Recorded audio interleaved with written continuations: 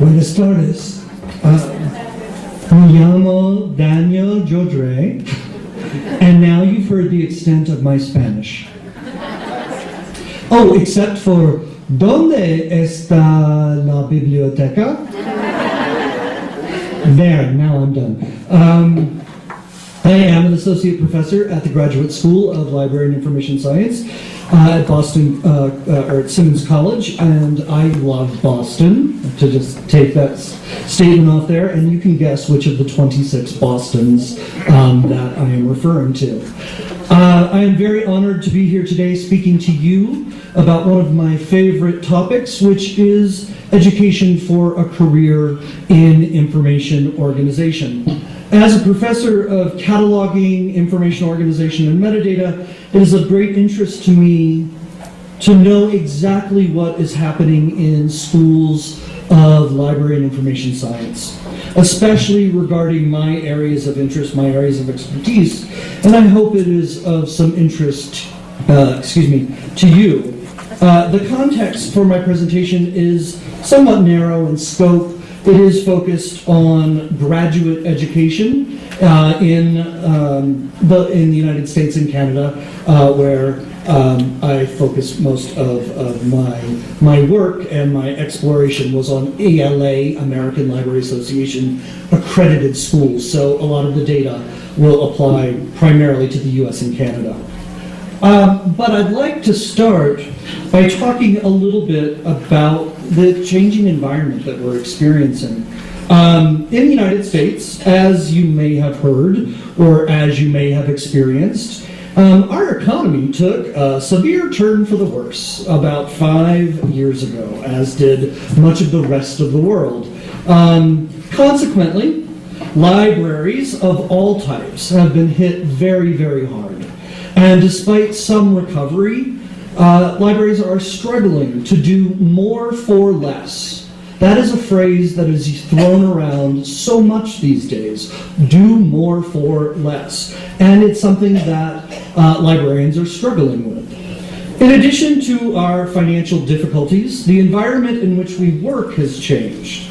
We're not only dealing with smaller budgets and reduced workforces, which means that we must have new workflows for greater efficiencies, but we are also dealing with new formats of resources and new modes of access. It is particularly challenging because while new things are added to our job responsibilities, the job responsibilities of catalogers are often, they're doing a lot of the same old things. Nothing ever gets taken away, but more things are added. We still catalog books.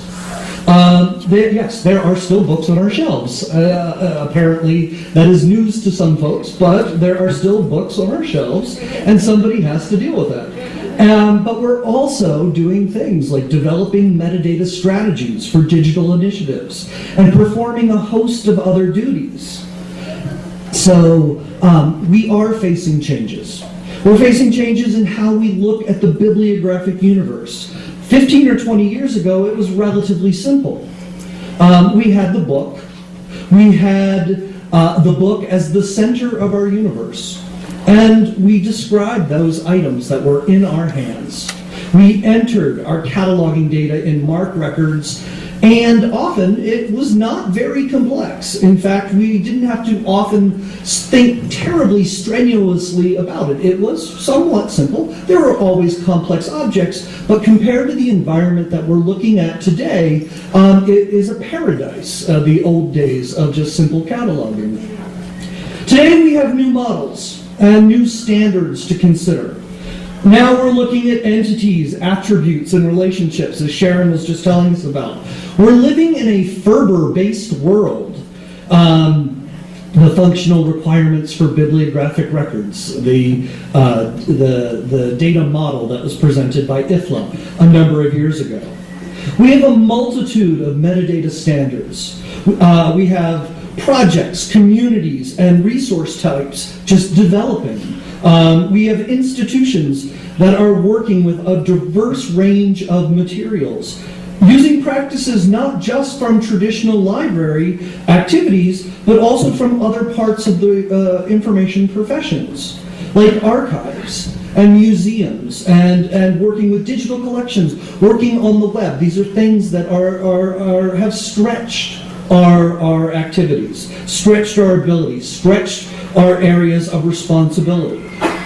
At this time in the United States, our national libraries have already implemented a new cataloging standard, RDA, that Sharon mentioned a little bit earlier, and many academic and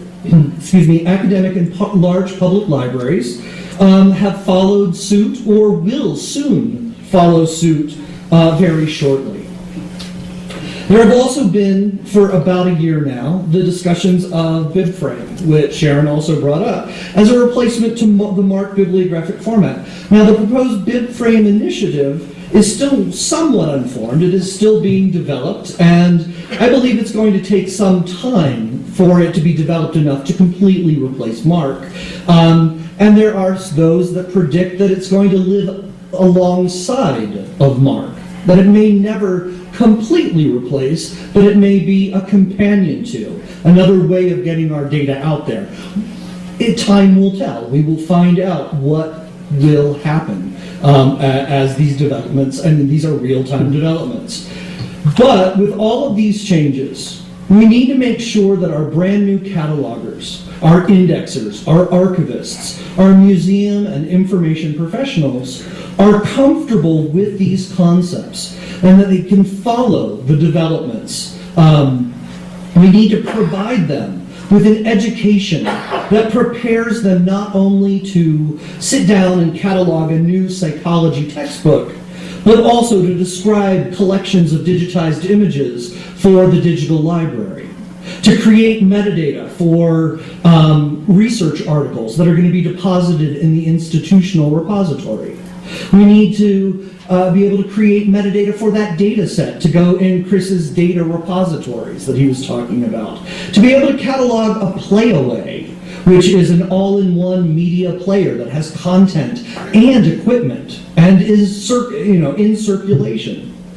We need to be able to create records for streaming video resources and to work with everything else that we can now only just imagine.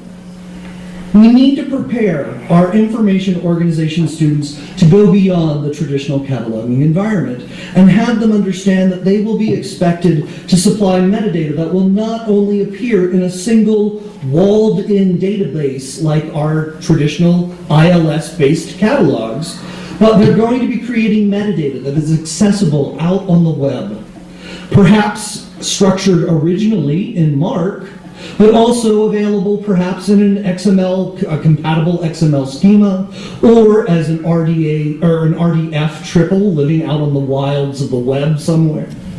With all of these changes, new skills are needed, and a single course in traditional library AACR2 cataloging is just not the answer.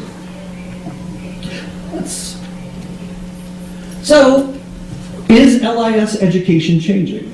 To find out what was happening in information organization education among the American Library Association accredited graduate programs in LIS, Library and Information Science, I started following up on 2 earlier studies that I've done on this topic. These studies are part of a longitudinal study to be conducted every 5 to 7 years over a 25 to 30 year period. I'm now on phase 3 of this. The first study was conducted in 2000, the second in 2005, and the third I collected the data in 2012. In these studies, what I'm interested in finding out are things like what courses in bibliographic control are offered, what courses are actually being taught, and how have things changed since the last study? Have there been any major developments? To get answers, the answers that I'm interested in, I have performed a content analysis of the curricula and course schedules of the 58 ALA accredited graduate schools in the US and Canada. This is an overview of some basic data collected in the last 3 studies. You can see Joudrey 2012, 5, and 2000 are the ones that I conducted, but I'm also comparing them to some earlier studies as well, but one by Spillane in 1998, one by Vellucci in 1997, and one that was conducted by the journal Cataloging and Classification Quarterly in 1987. You can see from this table that the number of schools have changed over the years, as some schools have closed, others have opened, some have lost accreditation, and some have later regained it, and some have not later regained it. But there have been variations over time. These comparisons are offered up for what they're worth. This is simply the raw data at this point. No statistical analysis has really been done at this time.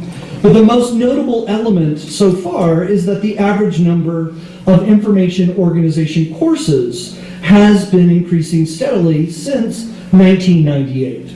There have been some dips here and there with some of the data, and some definitions in the different studies have changed things. But since 1998, the number of information organization courses being offered has been steadily going up. There's an average of 5.1 information organization courses offered per school. That number does shrink, however, when you start looking at the number of courses that are actually taught. What a school offers and what a school teaches are two different things. And it's based on a number of factors, including who is the faculty at the school, what are they available to teach, are there available adjunct instructors, what are the student interests. All of those can play a role in what gets taught and what does not. So when it comes down to the latest study, that 5.1 per school goes down to 4.1 courses actually taught. Still an increase from some of the earlier studies. In examining the course types that exist across the graduate programs, you will see that I've identified 14 different types of courses. This contains a mix of traditional cataloging courses, including intro and advanced cataloging, standalone courses on descriptive cataloging and subject cataloging, and standalone courses on classification. And then there are also some courses specifically designed for non-print or non-book materials. And there are a few courses in the US on cataloging for school libraries. There are only a small number, but they are very much focused on the school library. It also contains, this list, courses that are related to organization of information that go beyond the traditional cataloging. And you'll see organization of information, metadata indexing, thesaurus construction. You'll see courses in technical services, which is sort of a combination of management issues and information organization areas, or technical services areas, obviously. Then I also have a group of courses, special topics. And this is when a school offers varying topics on a rotating basis, or offer a special topic of interest at that moment, something that's hot, something that's new. And then I have other, because every taxonomy, every classification needs other. And so there are a few little things that fit in other. One school has a course in just authority control. And it is traditional cataloging, but it's not full-on descriptive cataloging, so it ended up in the other. There was one school that offered a core just on Dublin Core metadata. And if you've ever used Dublin Core and it's 15 elements, you know an entire semester on Dublin Core seems like an awful lot. But there was a course. So, some of the findings that I found out, some of the key findings, the total number of information organization courses has increased since 2005. As I mentioned earlier, there are 5.1 offered per school.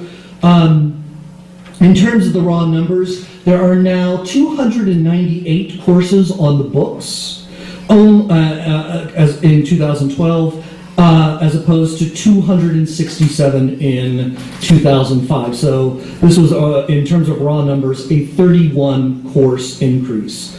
We are now at 4.1 courses being taught per school. It is up from 2005 when there were 225 courses being taught. It is now up to 238, a 13 course increase.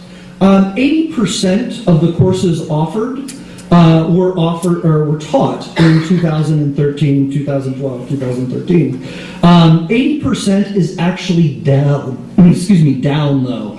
In 2005, the percentage of courses actually taught was 84% of those in the curriculum. So that's a little surprising. Required versus elective courses, if you look at the courses offered, 20% are required and 80% were electives. If you look at courses actually taught, that percentage of required does go up to 25%. 60% of the schools, of the 58 schools, 60% offer between 3 and 4 information organization courses. 10% of schools offered 1 or 2, and 30% offered 5 up to 10. There were a couple of schools that offered 9 or 10 courses in bibliographic control. 88% of schools require 1 course. 7% have no requirement. So out of 58 schools, 4 schools have no requirement in information organization. The others do, of course. And then there are 3 schools, or 5%, that have 2 requirements, usually an information organization class and a cataloging class.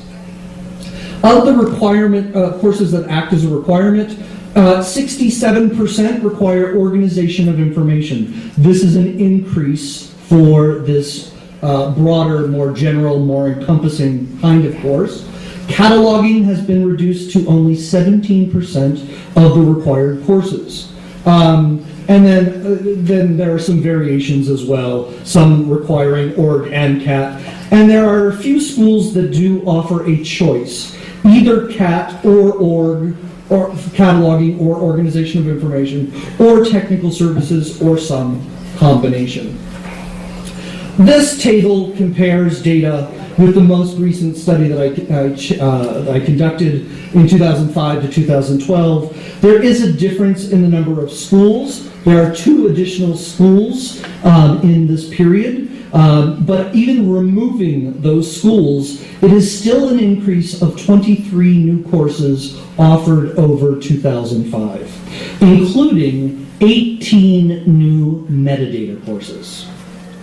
What is heartening is that despite what is said often on email discussion lists or on blogs or other social media, cataloging is anything but dead. All 58 schools do offer some form of cataloging.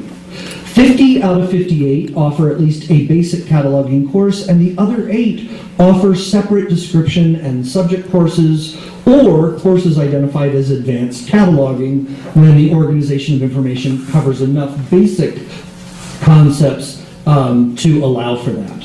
While there is some small growth in other categories, special topics, non-book, the big story is the rise of the metadata course. It is the growth in metadata courses.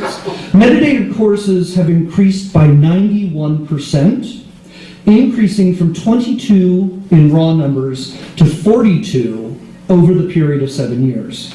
And 98% of these courses are actually being taught. So they are on the books and they're being taught. The number of schools offering metadata has increased as well, from 6 in 2000 to 21 in 2005 to 36 today. That's actually a 500% increase since 2000. That's a big number, so I like that. And I think this is good news. This is the area in which we need to expand our offerings in information organization. These metadata courses, these are the things that will go beyond the relatively simple approach to tangible resources that are on our shelves, to dealing with complex problems of the description and access of digital materials. These are the courses that will explore new schemas and new approaches to the structure and syntax of our metadata. While there is no one more in love with traditional cataloging than me, and I truly do, I truly believe that our real future, the future of our libraries, depends on the organization of information and the metadata courses. There will continue to be a place in our curriculum for cataloging, and there will continue to be people who are needed to do cataloging, but we need to offer cataloging as an elective course taken by a relatively small percentage of our graduates, not as a requirement for every student. We must be able to teach for the future as well as the present. If we want to prepare students for the worlds that Sharon and Chris were just talking about, then we have to change. We have to make the move. Thank you for your time and for the opportunity to speak to you on this. Gracias.